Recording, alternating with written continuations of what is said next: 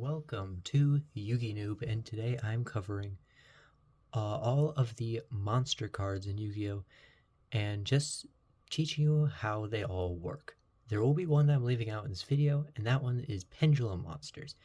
The reason I'm doing that is because I'm going to eventually do a spell one, and since Pendulum Monsters are basically spells and monsters, and they're, in my opinion, the most confusing ones in the whole set, I'm going to save those for another day. But I'm going to cover all the other ones, including Normal, Effect, Fusion, Link, Synchro, and XYZ. There's another one I'm leaving out called Ritual. Ritual is the most useless of all of these, so I'm also leaving those out. So I'm putting in the most useful ones that most decks run on. Without further ado, let's get into this. We're going to start with 2 and 1 here. We're going to start with Normal and Effect. The one look difference of these is normal cards will be this gold kind of, and effect monsters will be kind of a brown background.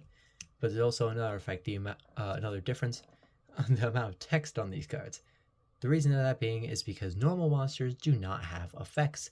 Normal monsters will just have a description of how the monster is, description really just about the monster.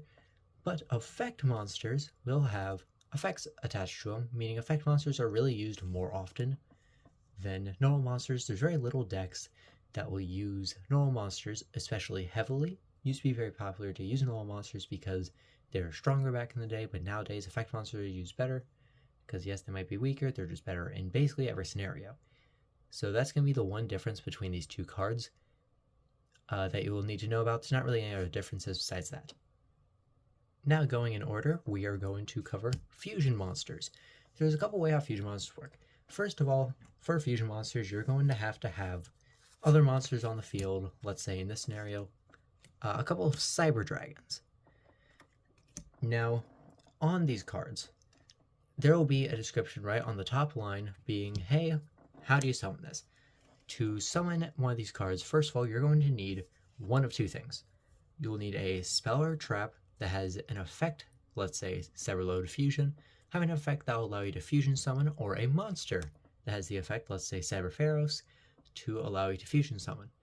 There is plenty of cards that you can do this for. There is just a normal polymerization, there's stuff like Fossil Fusion, there's a lot, and I mean a lot of cards you can do this with, and basically every set that has fusion focus is basically having their own new fusion summoning card. So once you get one of those cards, we're going to use Cyberload Fusion as an example for this. You place it down in your spell zone, activate it, and then on the field, or sometimes be in hand and grave or deck, stuff like that. This one we're going to do on the field. You will need to have, for this one, 2 Cyber Dragons, but there is some different ways you can do this. So you would first sacrifice 2 Cyber Dragons, and boom, you have this Cinematech how do you say this? Over Dragon. You summon him, boom, you have his monster spawned, and that's basically how fusion summoning works. But there are some things where you have a little bit of options. On this card specifically, I'm going to show in Cyber Twin Dragon. This one on the card is going to be hard to see, especially with the light I have on this, but on it says you need a Cyber Dragon and another Cyber Dragon. You can only use 2 Cyber Dragons to summon this. On Cinematech, this card says you need a Cyber Dragon plus another machine type monster. If it says plus another something type monster, you could use, let's say, a Cyber Dragon and a Cyber Dragon Natchaster, and then you can summon it. But you just need this and then another machine type monster. It doesn't even have to be Cyber Dragon in this scenario. You can use Cyber Pharaohs. You can use any machine type monster. Heck, you can even use Speedroid Red-Eye Dice if you wanted to. So make sure you look out for that, because that will make playing these cards way easier. It's easier to play Cinematech over Dragon because of that, because you can use any machine type monster as long as you have 1 Cyber Dragon. And that just makes it way easier to summon these monsters. The next type of card we're going to be looking at is Synchro Monsters. Synchro Monsters bring in a new kind of mechanic to the game called tuners. The way to summon Synchro Monsters is you need to have monsters that equal the level of the monster, this one being 5, so in the scenario here we're going to use a level 1 and a level 4.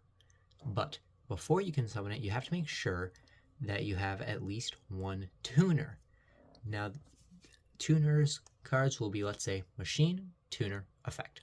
That's how it's going to look. If they have that tuner there, then you can use that to synchro summon.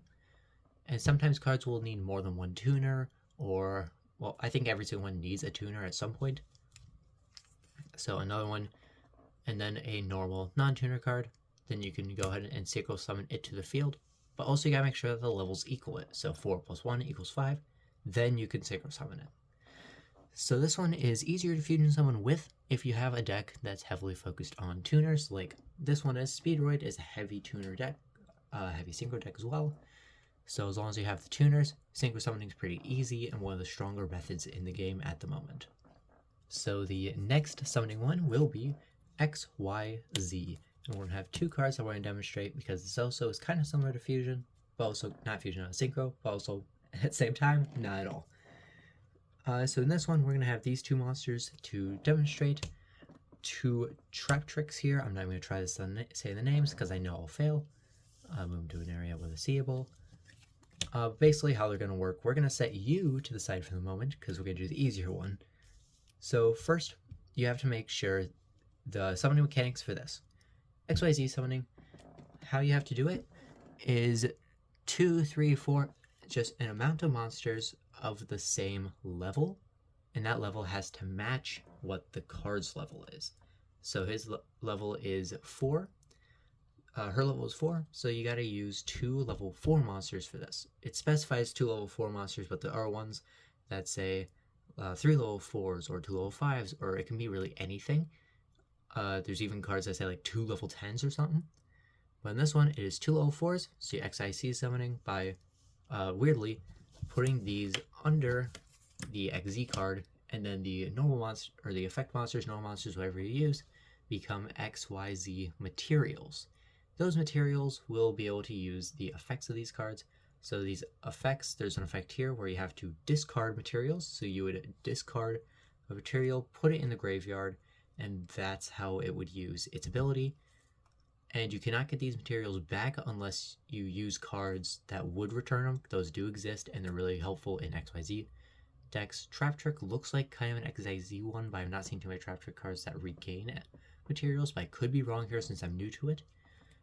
But one other thing with Trap Trick is there are some cards where, let's say she is exactly the same as this one. The only difference is she uses 2 plus 4 level 4 monsters. What that means is we're going to bring you back in here for a demonstration for this. You could use 2 monsters, or you could have more than 2. You could go as high as you want, meaning they have more materials to use more abilities. Now, if you're able to, and you have the resources to, I would go higher, especially if the ability is very key in your strategy. The higher is always better, but always you could do just a low of 2, but if you can, I'd go higher if possible. Alright, the final one we're bringing out is Link monsters, which are definitely the most powerful and most confusing one out of all of them. These ones go in the extra monster zone, which if you see my playmat, the way I have it set up is spells, monsters, and extra zone. They would have to go in the extra monster zone, and the arrows allow you to XYZ, fusion, synchro, any other summoning there. So since it has an arrow leading to this box, I would be able to put one extra monster there. And if I put another link, I keep chaining. Now your opponent, if you had a link monster that would chain to their side of the field, they could also use that to continue. Now on playmats in the game, you have 2 spots for them. I don't have them on camera, but there's 2 spots for them. You can only control 1 spot at a time, and any monster can go here, but it's needed for link monsters, at least to start with. Then you can chain on other link monsters to them. But anyways, how do you summon these guys? Well, it all has to do with their link levels at the bottom. This one is link 2, this one is link 1. Now the difference is how many monsters you need. So, high speed or rubber band shooter, this one here. This one needs 2 wind monsters. And it has to have 2 wind monsters, so we're going to use these 2 cards to take an example. You would discard them, and then boom, you would summon it, but it has to be up here again. and boom, that's how you do it. But there are other ones like this one, Trap Trick Sierra. She needs one non-link Trap Trick monster. So let's use this Trap Trick here. You would discard this Trap Trick from field, and then boom, you have Sierra to the field. Now the difference between these two again is the link level. There's link level 1, 2, there's even 3, and I think 4 and maybe even 5. The higher the link level, the more monsters you need to summon it, and that's how you can tell if a card's good, because Rubber Band Shoe is really good for its link level of 2 because it allows you to recycle cards. Trap Trick Sierra, I don't even know what she does, but link level 1 is really easy to summon. But also, one more thing about link monsters. They cannot go into defense, because instead of defense points down there, they have link numbers. So they quite literally just can't do it. So they're kind of just... they can't go into defense mode, but they can only go to attack, which makes them very vulnerable to attackers, but still really good cards. Some of the best kinds of extra deck cards are link monsters. So those broken ones, because they're the easiest to summon. They also don't have levels, so level cards will not affect these guys at all.